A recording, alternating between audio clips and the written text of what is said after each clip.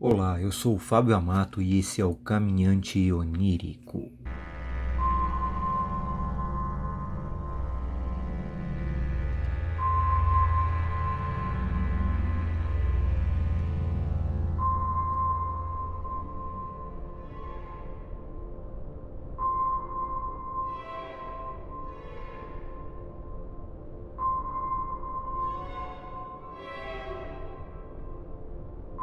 Antes da nossa história começar, inscreva-se no canal clicando no botão de inscrever logo aí embaixo, ativando o sininho na lateral. Assim você jamais perderá uma história assim que ela for lançada. Logo após, clique no like caso você tenha gostado. É uma ação simples para você e importantíssima para nós.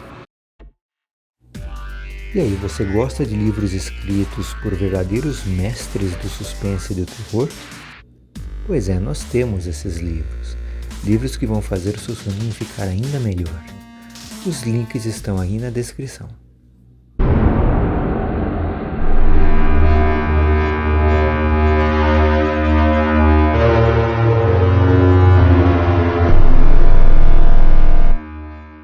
Olá, sou o Rafael e minha avó, Maria, que Deus a tenha, era dessas mulheres cheias de história de vida para contar.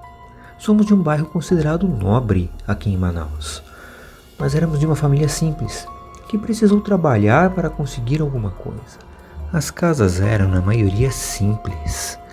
Não se falava em condomínio naquela época. Quando ela tinha 16 anos, começou a trabalhar lá na casa da Dona Josefa, pois era uma senhora de família rica da região. Como sua tia já trabalhava lá há muitos anos, na cozinha, eles precisavam de mais uma mão para a cozinha e para a casa inteira.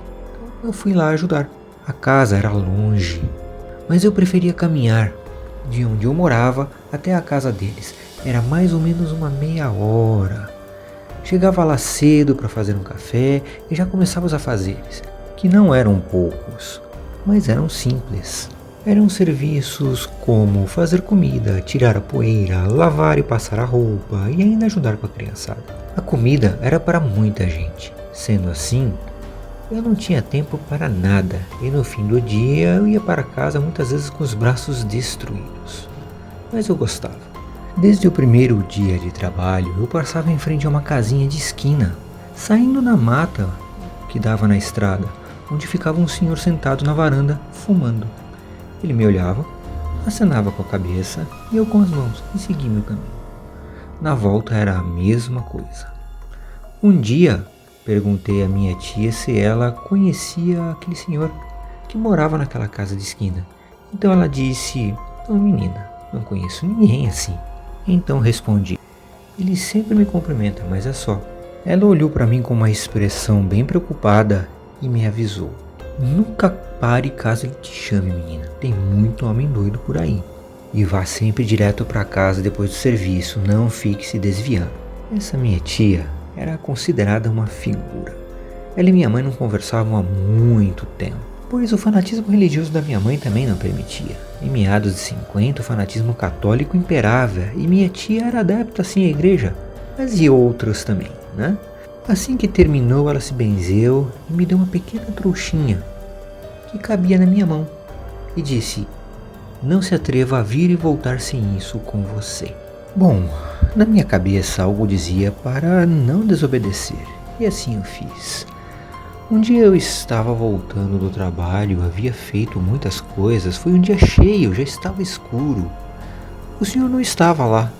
Bom, para chegar em minha casa, podia ir tanto pela estrada direto, que eu deveria ir pelo outro lado, onde daria uma volta muito grande. Cortava uma parte de mato, onde tinha essa pequena casinha e uma ruazinha de terra que dava depois no meio dessa estrada. Então esse matagal, ou essa mata, como vocês preferirem, se dava ao virar a esquina da última casinha da rua, que era onde ficava esse senhor. Não pensei duas vezes e é óbvio que eu cortei pelo mato como fazia todos os dias, afinal, ali era um local calmo. E eu já havia feito isso muitas vezes, porém de manhã. Era bem rápido, levava em torno de 2 a 5 minutos para atravessar o mato. Quando eu já estava no meio do caminho, eu senti um odor muito forte.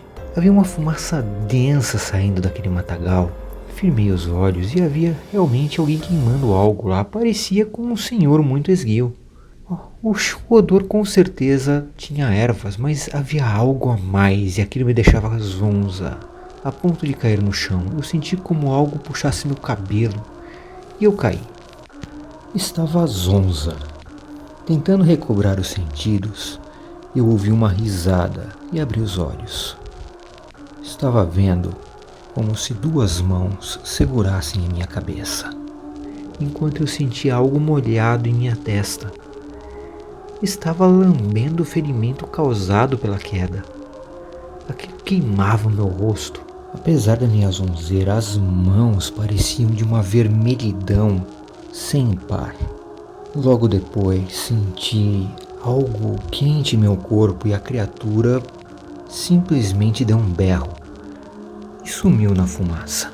Eu consegui levantar, andei mais um pouco, me afastando da fumaça, recobrando os sentidos. Fiquei apreensiva, pois lembrava da maioria das coisas, então saí correndo. Quando olhei para trás, ainda via aquele vulto que parecia estar esfumaçado olhando para mim. Quando eu cheguei em casa, tirei toda a roupa, tirei todas as minhas coisas. E quando eu vi a trouxinha que minha tia havia me dado, ela estava queimada. Talvez isso tenha espantado a criatura. Logo depois, minha tia e minha mãe me encontraram. Eu fiquei surpresa de minha tia estar em casa. Contei a ela o que tinha acabado de acontecer e no dia seguinte, quando o dono da casa veio tomar um café, minha tia contou a ele.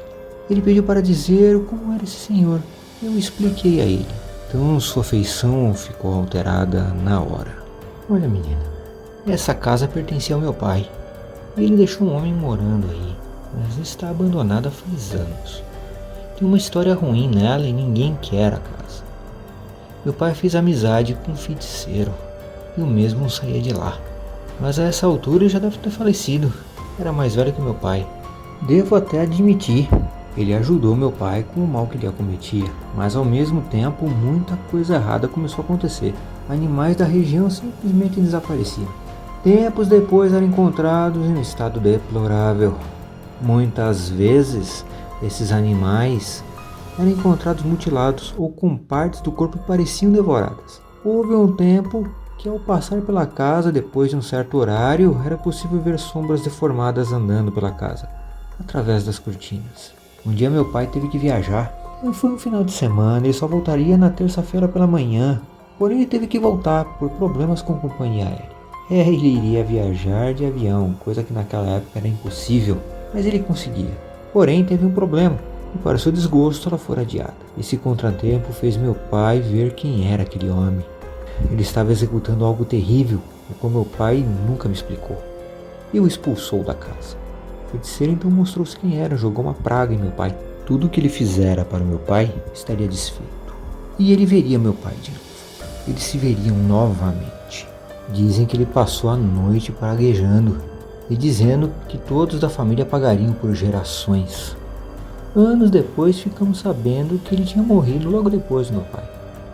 Mas mesmo assim teve gente que disse ter visto ele andando nessas estradas aí, assombrando quem passava.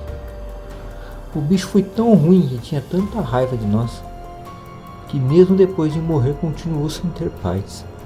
Diziam que ele tinha um pacto de coisa ruim, e que só quem tem fé consegue se desvencilhar de pessoas assim. Eu olhei para minha tia. Ele olhou para mim e terminou dizendo: "Você teve a sorte, menina." Minha avó termina sempre essa história dizendo que ela só está viva por causa da tia dela. E então, gostou da história? Qual a sua opinião? Foi realmente algo sobrenatural? Ou somente mais um delírio, uma alucinação? Deixe aí a sua opinião nos comentários, vamos analisar esse caso juntos.